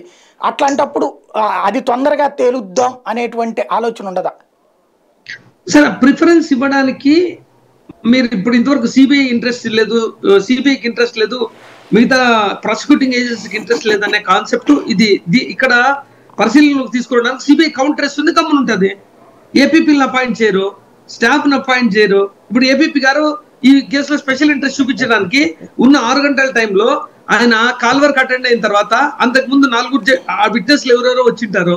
కాబట్టి మనం ప్రాక్టికల్ గా ఈ విషయం మీద అవగాహన ఉండాలి. అంటే క్రిమినల్ కేసులో ఏ రకంగా కేసు విచారణ జరుగుతున్న విషయంలో అవగాహన ఉన్న వ్యక్తులకు ఎవరికైనా క్లారిటీ వచ్చేస్తుంది. బికాస్ డిశ్చార్జ్ పిటిషన్ చివరిగా చూస్తారు, బెయిల్ పిటిషన్లు ఫస్ట్ చూస్తారు. ఆ కేసులో ఉండే వందలాది కేసులని ప్రతిరోజు టైం అంతా వాయిదాలకిను, బెయిల్లకి, డిశ్చార్జ్లకి దీనికి సరిపోతే డిశ్చార్జ్ పిటిషన్ లో ఆయన డిసైడ్ చేయాలా whether there is a case at all అని. ఈ కేసులో ఆ డాక్యుమెంట్ వేస్తాం, ఈ డాక్యుమెంట్ వేస్తాం, ఇది ఇంకా అంటే advocates ability to pull it on prolong. ఒక అడ్జర్న్మెంట్ నుంచి ఇంకో అడ్జర్న్మెంట్ కు డే టు డే ఎంక్వైరీ జరగడం లేదు. ప్లీజ్ కైండ్లీ ఈ విషయాన్ని మీరు గమనించాలా. మామూలుగా ఇలాంటి కేసెస్ లో నార్మల్ గా హైకోర్టులు సుప్రీంకోర్టులు ఏం చేస్తాయంటే డే టు డే ఇవ్వమంటాయి. అందుకనేసి ఇప్పుడు లేటెస్ట్ గా వచ్చిన సిఆర్పిసి అమెండ్మెంట్ ఉంది కదా, భారతీయ నాగరిక లా ఉంది కదా, దీంట్లో టైం షెడ్యూల్ పెట్టారు. దీంట్లో పోలీసులకు టైం షెడ్యూల్ పెట్టారు, జడ్జికి టైం షెడ్యూల్ పెట్టారు, ప్రాసెస్ కు టైం షెడ్యూల్ పెట్టారు. రెండోది ఏమిటంటే లేటెస్ట్ గా ఒక డెసిషన్ తీసుకుంది సుప్రీంకోర్టు కూడా. 7,000 కోట్ల రూపాయలు కొత్తగా బడ్జెట్ అలొకేట్ అయిన తర్వాత 500 కేసులకు మించి ఏ డిస్ట్రిక్ట్ కోర్టులో ఉండకూడదు, 800 కేసుల మించి ఏ మ్యాజిస్ట్రేట్ కోర్టులో ఉండకూడదు అని. ఇది కానీ అమలు చేస్తే జగన్ కేసు కావచ్చు, చంద్రబాబు కేసు కావచ్చు, అందరి కేసులు కూడా మాక్సిమం 1 year 1.5 year లో డిస్పోజ్ అయిపోతాయి. మాక్సిమం ఇది మాక్సిమం. ఇప్పుడు అమలు చేస్తే ఏమండి ఆ చట్టం ఏ లోపు అమలు చేయాలని అన్నారు, టైం ఫ్రేమ్ పెట్టారు, ఇంకా అమల్లో ఈ కొత్త సిఆర్పిసిలో పెట్టారు, పాత సిఆర్పిసిలో లేదండి. అది అమల్లో ఉండే కొత్త చట్టాన్ని మొన్న ఆమోదం పొందింది, ఏ డేట్ నుంచి అమల్లోకి వస్తుందని ఏమన్నా దానికి కూడా ఏదో ఫిబ్రవరి అంటున్నారు. దానివల్ల వచ్చే అడ్వాంటేజ్ ఏంటంటే కాదండి, దానివల్ల వచ్చే అడ్వాంటేజ్ ఏంటంటే ఎవరు కానీ విట్నెస్ అక్కడికి రావాల్సిన అవసరం లేదు, వీడియో కాన్ఫరెన్స్ లో చేయొచ్చు. క్రాస్ ఎగ్జామినేషన్ కూడా వీడియో కాన్ఫరెన్స్ లో చేయొచ్చు. జడ్జి కూడా మెజారిటీ కేసెస్ లో పీడిఎఫ్ అంటే ఈ డాక్యుమెంట్స్ అక్కడ తీసుకురా, ఈ డాక్యుమెంట్స్ ఇక్కడ తీసుకోనే కథ లేకుండా పీడిఎఫ్ లో చేయొచ్చు. ఉండే టెక్నాలజీ అంతా వాడుకోవచ్చు. జగన్ వాళ్ళ ఛాంబర్ లోనే కూర్చొని అటెండ్ కావచ్చు. ఈ need not all the way travel to Hyderabad and attend the case. ఇలాంటి ఫెసిలిటీస్ ఉన్నప్పుడు ఈ వాయిదా వేయడానికి అవకాశం దొరకదండి. ఆరోగ్యం బాగలేదనో, కదలలేమనో, మీటింగ్ లో ఉన్నామనో, ఇవన్నీ ఆల్ దిస్ డైల్యూట్ అయిపోతాయి. కాబట్టి ఈ కొత్త చట్టాన్ని ఇప్పుడు ఈ కేసులకు అమలు పెట్టారనుకోండి, మీరు ఖచ్చితంగా you can take my word, ఖచ్చితంగా డిస్పోజ్ అయిపోతాయి. రైట్. శ్రీనివాస్ చౌదరి గారు, మీ దృష్టిలో ఈ కేసులు త్వరగా తేల్తాయి అనుకుంటున్నారా? సాయి గారు, ఇప్పుడు ప్రభుత్వంకి ఏమైనా పరిశ్రమలు పెడితే వచ్చే లాభాలు ప్రభుత్వానికి వస్తాయి. ప్రభుత్వం భూములు మీకు ఇచ్చేస్తాను, నా సొంత సంస్థలో పెట్టుబడి అంటే అది కేసులు అవుతాయి, కరెక్టే. దాంట్లో ఆధారాలు సూచక వివరాలు తీసుకొని ప్రభుత్వానికి పెట్టిన కేసులు ఎవరైతే పెట్టారో ఆ సంస్థలు నిర్వీర్యం కాకుండా, లాలుచి పడకుండా కేసులు పురోగతం చేస్తే భిన్న సక్సెస్ఫుల్ గా విచారణ వస్తుంది. ఇంకొకటి నోటికి ఓటు కేసు అని చెప్పారు. ఎఫ్ఐఆర్ లో పేరు కూడా లేని చంద్రబాబు నాయుడిని మాట్లాడడం అంటే అంతకన్నా నిత్యం ఉండదు. ఇంకా 2004కు ముందు సొంత ఆస్తులు లేక ఇల్లు అమ్ముకునే పరిస్థితులు ఉన్న వైఎస్ రాజశేఖర రెడ్డి కుటుంబం 2012కి వచ్చే కొద్దికి 150 కోట్లు ఐటీ కట్టగలిగిందంటే ఏ వ్యాపారం చేశారు నాకు తెలియదు. ఎందుకంటే ఈ పూర్తిగా వ్యవహారాలు చూస్తే వాన్పిక్ కేసు కావచ్చు, లేపాక్షి కేసులు కావచ్చు, సాక్షి, సుండూరు ఇవన్నీ చూసినప్పుడు అధికారంలో జరిగిన అన్యాయం జరుగుంటే అది ₹1 కావచ్చు, ₹2 కావచ్చు, అన్యాయం కదా. తర్వాత వ్యవహారాలన్నీ కూడా దీనిపైన కేసులు పెట్టిన వ్యక్తుల మీద పోతున్నారా కానీ ఈ కేసులు నిజమెంత? ఇప్పుడు చూడండి, జగన్మోహన్ రెడ్డి గారి కేసులు 42 కేసులు, సిబిఐ ఏవో ఉన్నాయి. ఒక సింపుల్ కేసు. ఈ రోజు శ్రీను గారు, కోడికత్తి శ్రీను, జగన్మోహన్ రెడ్డి గారు అత్యంత ప్రియమైన అభిమాని కోడికత్తి శ్రీను.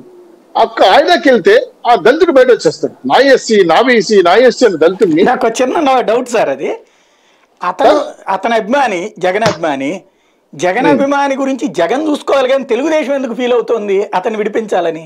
ఇప్పుడు కరెక్ట్ పాయింట్ చెప్పారు, మీరు మంచి పాయింట్ చెప్పారు. ఇప్పుడు జగన్ అభిమాని అయితే ఒక న్యాయం, జగన్ అభిమాని కాకపోతే అభిమాని అయితే అతను బయటకు విడిపించాలి కానీ అతన్ని విడిపించడం కోసం మీరు ప్రయత్నిస్తున్నారు, అప్పుడు అతని అభిమాని అవుతాడా? అంటే మీరు ఒక మాట వినండి సార్, దళితులు అతని అభిమాని మీ హయాంలో వచ్చి మర్డర్ అటెంప్ట్ చేస్తాడు, మీరు అతన్ని విడిపించడానికి ప్రయత్నిస్తారు. నేను చెప్పనే ఉన్నాను సార్, ప్లీజ్ నా వర్డ్ కంప్లీట్ చేయని. చౌదరి గారు మీకు అర్థం వస్తున్నా చౌదరి గారు, నేను చెప్తాను దానికి సమాధానం. రాజశేఖర రెడ్డి ప్రభుత్వంలో రాజశేఖర రెడ్డి కొన్ని మేళ్లు చేశాడు, జగన్ రెడ్డి కంపెనీలో లాభాలు పెట్టాడు. రాజశేఖర రెడ్డి చేశాడు, జగన్ రెడ్డి కంపెనీలో పెట్టారు. మీకేంటి నొప్పి అంటే ఎట్లా ఉంటుందో? జగన్ రెడ్డి అభిమాని జగన్ రెడ్డి చంపినా, జగన్ రెడ్డి బాబాయిని ఇంకా వేరే వాళ్ళు జగన్ రెడ్డి కుటుంబం చంపినా, అది అక్కడ స్టేట్ వచ్చేస్తుంది, స్టేట్ ఇంట్రెస్ట్ వస్తుంది, వ్యక్తుల ఇంట్రెస్ట్ ఉండదండి. అదే దీంట్లో ఇక్కడ సమస్య, అదే వ్యక్తుల ఇంట్రెస్ట్ వస్తుంది కదా ఇక్కడ.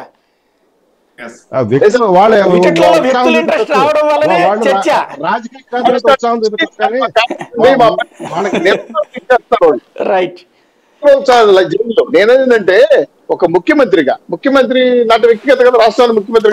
మళ్ళీ మనం టాపిక్ అటు పక్కకి తీసుకెళ్తే కనుక టాపిక్ డైవర్ట్ అవుతుంది. జగన్ కేసులకు సంబంధించి మీ దృష్టిలో మీరు కూడా, అంటే ఇంతకు ముందు ఎట్లయితే అశోక్ గజపతి రాజు గారు, ఎర్రనాయుడు గారు ఇంప్లీడ్ అయ్యారో ఆ టైప్ లో ఇప్పుడు ఏమన్నా ఇంప్లీడ్ అయ్యేటువంటి అవకాశం ఏమైనా ఉంటుందా తెలుగుదేశం పార్టీ? సాయి గారు, మీ క్వశ్చన్ నాకు అర్థం కాలేదు. ఈ కేసులకు వాయిదా అటెండ్ అయి ఉంటే ఆయన వచ్చుంటాడని చెప్తున్నారు. అది కాదు నేను అనేది. ఇప్పుడు రఘురామకృష్ణరాజు వేసిన పిల్లులో రఘురామకృష్ణరాజు వేసిన పిల్లులో మీరు కూడా లీడ్ అవుతారా సుప్రీంకోర్టు కేసులో? కంప్లీట్ చేయండి సార్. మీరు మరి రివర్స్ కోసం ఇస్తే నాకు అర్థం కాల. మీరు మీ వాయిస్ నా వాయిస్ కనెక్ట్ కావట్లేదు. ఒకటి, జగన్మోహన్ రెడ్డి క్లీన్ చిట్ కదా, మంచోడు కదా, జగన్ ముఖ్యమంత్రి 150 సీట్లు వచ్చాయి కదా, వెళ్ళి నేరుగా సిబిఐ ఈడీ కేసులు నా కేసులు బయటపడండి. నేను నా చేతులకు క్లీన్ హ్యాండ్స్, నాకే సమస్య లేదు, నేను ఎవరి డబ్బు తీసుకోలేదు, మా నాన్న అడ్డబెట్టి అధికారం పెట్టి డబ్బు సంపాదించుకోలేదు, ఐఎమ్ క్లీన్ చిట్ అని వెళ్ళి ఎందుకు ఆదర్శ పురుషుగా ఎందుకు వెళ్ళకూడదు? ఈరోజు అంబేద్కర్ గారు ఓపెన్ చేశాడు, ప్రపంచానికి ఆదర్శం అని చెప్పాడు. మరి ఈయన ఇన్ని కేసులు వెనకాలేసుకొని ఈ విచారణలోకి వస్తే రేపు ఎమ్మెల్యేగా కూడా ఎలిజిబిలిటీ వస్తుందంట. మనం అంటుంది ఇదే, నేను అంటుంది టైం వృధా అయ్యేది ఏంటంటే ఇప్పుడు చంద్రబాబు గారు స్టేలన్నీ ఎత్తేసేసి ఆయన విచారణ చేయమని అడిగాడా? అట్లాగే అయినా అంతే. లేకపోతే మీరు అన్నారు చూడండి, దాంట్లో చంద్రబాబు గారి పేరు లేదని, పాపం తెలుగుదేశం పార్టీ వర్కింగ్ ప్రెసిడెంట్ గారు ఇచ్చే డబ్బులకి బాబు గారికి సంబంధం లేదు, దాంట్లో విచారణ వద్దు. మనం టాపిక్ డైవర్ట్ అయిపోయేది. అసలు నేను అంటున్నది ఇవాళ రేవంత్ రెడ్డి గారికి సంబంధించినటువంటి ఇష్యూ ఈ పక్కన పెట్టేసేయండి. ఇవాళ రఘురామకృష్ణరాజు గారు పిటిషన్ వేశారు, దీంట్లో వేగంగా డిస్పోజ్ కావాలి అన్నటువంటిది, అది సుప్రీంకోర్టులో విచారణకు వస్తుంది. అందులో మీరు ఇంప్లీడ్ అవుతుందా తెలుగుదేశం పార్టీ కూడా ఉన్నా అని అడుగుతున్నా సార్. ఇక్కడ రాష్ట్ర ప్రభుత్వం ఉన్న లాయర్లు వాళ్ళు ఆ కేసుల మీద విచారణ చేస్తున్నారు. విచారణ జరగకపోతే ఎవరైనా వ్యక్తిగతంగా పబ్లిక్ చేయొచ్చు. ఇప్పుడు మన డైరెక్టర్ గారు చెప్పారు, ఎవరైనా నా రాష్ట్రానికి నష్టం వస్తుంది అనుకుంటే వేయచ్చు, తప్పే ఉంది. మేమైతే మాకు సంబంధం లేదని చెప్పట్లా. నిజంగా న్యాయం జరగాలి, రాష్ట్ర ఆస్తులవి, రాష్ట్రంలో జరిగిన అన్యాయాలవి విచారణ జరపని చెప్పి జరగకపోతే, న్యాయం జరగకపోతే తెలుగుదేశం పార్టీ అడుగుతారు. మేమైనా శేఖర్ రెడ్డి గారు సార్, ఇప్పుడు శాంతి ప్రసాద్ గారు మాట్లాడుతూ జగన్మోహన్ రెడ్డి గారు సిబిఐని మేనేజ్ చేశారు అని చెప్పి మాట్లాడారు సార్. ఈ వాక్యం నేనన్నా శేఖర్ రెడ్డి గారు మీరు అన్నారు సార్, రివైండ్ చేసుకోండి సార్. మీరు అన్నారు సార్ న్యాయస్థానాలు మేనేజ్ చేస్తున్నారు అని చెప్పి సాయి గారు అడిగితే శాంతి ప్రసాద్ గారు ఓపిక లేకపోతే శేఖర్ రెడ్డి గారు ఆయన చెప్పింది రఘురామకృష్ణరాజు పిటిషన్ లో ఉందని చెప్పారు. రైట్. సిబిఐని మేనేజ్ చేస్తున్నారు అనేది ఒక ఆరోపణ చేస్తారు. చెప్పండి sir. Letter sir, Jaganmohan Reddy గారి కేసుల్లో లెటర్ రాసింది రాజకీయ నాయకులు, హత్య చేసింది ఒక మీడియా, దాన్ని సుమోటోగా తీసుకుంది కోర్టు, విచారణ చేసి అరెస్ట్ చేసింది సిబిఐ సార్. అరెస్ట్ చేసిన తర్వాత 16 నెలలు విచారణ నిమిత్తం సాక్షులు ప్రభావితం అవుతారు అని చెప్పేసి ప్రతిసారి అగైనెస్ట్ గా పిటిషన్ వేసింది సిబిఐ సార్. సిబిఐ కోర్టులో సిబిఐ వాళ్ళే పిటిషన్ వేశారు. చివరిగా జగన్మోహన్ రెడ్డి గారి కేసులో 1172 కోట్ల రూపాయల అభియోగాలని చెప్పేసి సిబిఐ అప్పుడు విచారణ చేసినటువంటి జేడి లక్ష్మీనారాయణ గారు, సాయి గారు మీతో ఉన్న 1-to-1 డిబేట్ లో కూడా ఆయనే మాట్లాడారు సార్. కాకపోతే ఈ ఎల్లో మీడియా ఈ రోజుకి కూడా 1,00,000 కోట్లు కొంతమంది, 42,000 కోట్లు కొంతమంది ఇలా దుష్ప్రచారం చేస్తున్నా సరే మా పార్టీ ఏ రోజు కూడా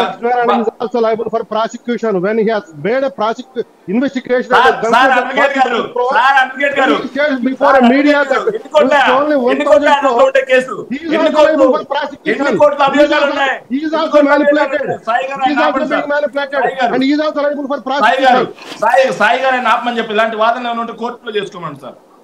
కోట్ల కాదు, మీరు ఎటువంటి అడ్డగోలు వాదనలు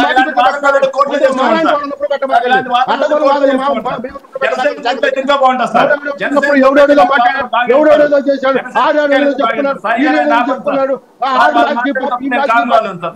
మాట్లాడు దయచేసి.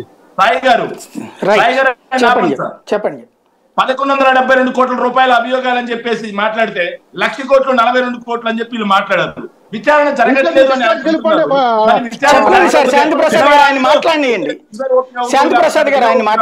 విచారణ జరగకపోతే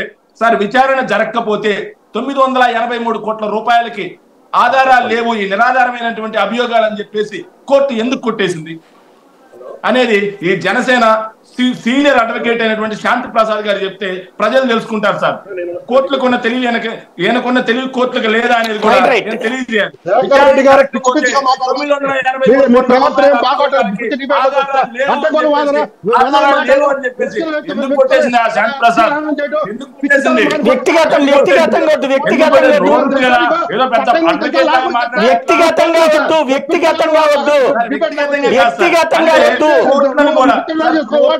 ఇద్దరు వ్యక్తిగతంగా వద్దు. ఇద్దరు వ్యక్తిగతంగా తీసుకోవద్దు. ఒక్క నిమిషం శాంతి ప్రసాద్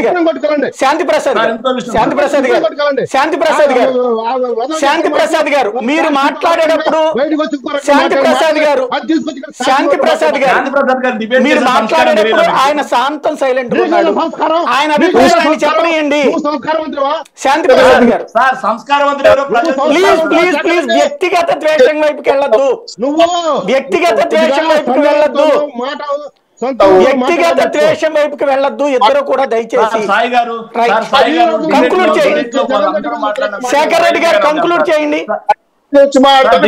మాట్లాడినసేపు కంగున్నాను సార్. ఇంకోటి, జగన్ గారి కేసులు విచారణ జరగట్లేదు అని చెప్పి వీళ్ళు మాట్లాడుతుంటే బాధేస్తుంది సార్. విచారణ జరగకపోతే 983 కోట్ల రూపాయలకి ఆధారాలు లేవు, నిరాధారమైన అభియోగాలు అని చెప్పేసి తెలంగాణ హైకోర్టు ఎందుకు కొట్టేసింది సార్? హైకోర్టు ఇచ్చిన ఆర్డర్ సుప్రీంకోర్టు కొట్టేసింది. ఎందుకు కొట్టేసింది సార్? అంటే కింది కోర్టులో కొట్టేసింది, పై కోర్టులో కొట్టేలేదు అంటారు. కింది కోర్టులో కొట్టేసింది తప్పంటారా? సుప్రీంకోర్టులో ఏం జరిగిందో చెప్పండి. సుప్రీంకోర్టు కాదండి, ఆ విచారణ జరగట్లేదు అని మీరు అడిగారు కాబట్టి నేను చెప్తున్నాను సార్. విచారణ జరగకపోతే హైకోర్టు ఎందుకు కొట్టేసింది? ఇంకో విషయం సార్, తెలుగుదేశం పార్టీకి చెందినటువంటి శ్రీనివాస్ చౌదరి గారు మాట్లాడుతూ కోడికత్తి కేసు గురించి కూడా మాట్లాడుతున్నారు సార్. Topic divert అవుద్దు. ఇప్పుడు ఆ కోడికత్తి కేసు గురించి మీరే అంటే చివరికి కేసుల్ని కోడికత్తి ఇప్పుడు మర్డర్ చేసిన కత్తులతో తుపాకులతో కేసుల పేర్లు ప్రస్తావించుకునే స్థాయికి దిగుతారు. ఒక పాయింట్ మాట్లాడండి. జగన్మోహన్ రెడ్డి గారు సార్, సాయి గారు ఒక విషయం, జగన్మోహన్ రెడ్డి గారు మొదటి నుంచి కూడా జగన్మోహన్ రెడ్డి గారి మీద ఆరోపణలు వచ్చినటువంటి తొలి రోజు నుంచి కూడా విచారణ సంస్థలకి కోర్టులకి జగన్మోహన్ రెడ్డి గారు ఎంతగా సహకరిస్తున్నారు. నేను అడిగేది ఒక్క మాట. ఇందాక చౌదరి గారు అన్న పాయింట్ ఒక్క మాట, డిస్పోజల్ అన్నటువంటిది వేగంగా జరగమని జగన్మోహన్ రెడ్డి పిటిషన్ వేస్తే పరిష్కారం సరిపోతుంది కదా అని అడుగుతున్నారు. ఏమంటారు సార్? ఒక విషయం సార్, 17 కేసుల్లో స్టేలు ఉన్నటువంటి చంద్రబాబు నాయుడు వచ్చేసి నాకు స్టేలు నేను ఎత్తేసేయండి అయ్యా, నాకు విచారణ స్టేల మీద మీరెందుకు పిల్లి వేయలేదు? ప్రజా ప్రయోజన వ్యాజ్యం వేయలేదు. జగన్మోహన్ రెడ్డి గారి కేసులు ఎక్కడైనా స్టేలు ఉన్నాయా? విచారణ జరుగుతుందా? నేను అడుగుతున్నది ఆ స్టేలు ఉంటే ఆ స్టేలు లేవని చెప్పేసి ఒక్క మాట సార్, మళ్ళీ టాపిక్ డైవర్ట్ అయిపో. వాళ్ళ స్టేలే లేవంటున్నది. చంద్రబాబు నాయుడు గారి స్టేలు ఉంటే గనక ఆయన అఫిడవిట్ లో అది రాయాలి. ఆయన అఫిడవిట్ లో ఏ స్టేలు రాయట్లేదు అక్కడ. అంటే ఆ స్టేలు లేనట్టు, అవి ఎప్పుడో కొట్టేయబడినట్టు. అది మీకు తెలియకన ఈ లెక్కలు చెప్తుండి ఉండాలి. లేదు స్టేలు ఉంటే కనుక మీరు పిటిషన్ వేయండి సార్. ఆయన 3 కేసుల్లో స్టేలు ఉన్నాయని చెప్పేసి ఆయన మిగతా 14 పోయిన కేసుల్లో స్టేలు ఉన్నాయి సార్. కాకపోతే ఆ 3 కేసుల్లో కూడా డిస్పోజ్ అయిపోయింది కదా. 4 కేసులు ఒక కేసుగా చూపించారు సార్. ఒక కేసు డిస్పోజ్ భరత్ గారు వేసిన కేసులన్నింటి ఒక కేసుగా చూపించారు సార్. అందులో ఒక కేసు డిస్పోజ్ అయినట్టుంది. ఇంకా 3 ఉంటాయి కానీ 14 అన్నాయి, మిగతా 14 లేవు. అది ఇక్కడ తేడా. మిగతా 14 కూడా విచారణకు రాకుండా అడ్డుకున్నారు. ఎట్లాగవుతుంది? స్టే లేకుండా విచారణ కుదరదు. అయ్యో మీరు వేయండి పిటిషన్. రూపాయలు ఖర్చు పెట్టి కాయలు పెట్టుకున్నారు సార్. ఏలేరు కాలు విషయంలో విచారణకు రాకుండా సుప్రీంకోర్టు వరకు వెళ్ళి విచారణకు రాకుండా అడ్డుకున్నటువంటి చరిత్ర ఎవరిది సార్? మీరు వెయ్యండి. అది జనాలకు తెలియదు. మీరు వెయ్యండి ఆ పిటిషన్, అప్పుడు తెలుస్తుంది. ఖచ్చితంగా సార్. మేము కోరుకునేది కూడా అదే సార్. న్యాయ వ్యవస్థలో మేము కోరుకునేది ఒకటే సార్ సాయి గారు. న్యాయ వ్యవస్థలో చట్టం అనేది త్వరగా పనిచేయాలనేది, చట్టం అనేది ఇన్నాళ్ళు కేసులు సాగదీయకూడదు, ఇన్నాళ్ళు ఒక కేసుల మీద స్టేలు ఉండకూడదు, త్వరగా విచారణ చేపట్టాలి అనేదే మా పాయింట్ కూడా sir. Right, thank you very much అండి. శేఖర్ రెడ్డి గారు, శాంతి ప్రసాద్ గారు, సుబ్రాజ్ గుప్తా గారు, శ్రీనివాస్ చౌదరి గారు. ఇది పరిస్థితి. ఓవరాల్ గా అయితే జగన్ కేసులకు సంబంధించి ఏప్రిల్ దాకా వాయిదా పడింది, రఘురామకృష్ణరాజు పిటిషన్ సంబంధించి. అదే సందర్భంలో చంద్రబాబు నాయుడు కేసుకు సంబంధించి ఫిబ్రవరి దాకా వాయిదా పడింది. ఈ వ్యవహారాలు అంటే ఇద్దరు ప్రధానమైనటువంటి అధికార పక్ష ముఖ్యమంత్రి, ప్రతిపక్ష నాయకుడు చంద్రబాబు నాయుడు ఇద్దరి కేసులు వాయిదాలు అన్నటువంటిది అది సుప్రీంకోర్టులో వాయిదాలు పడుతున్నాయి. బెయిల్ రద్దు చేయమన్నది. అది తేలేది ఉంటుందా, ఎన్నికల తర్వాత దాకా సాగుతుందనేది చూడాల్సి ఉంది.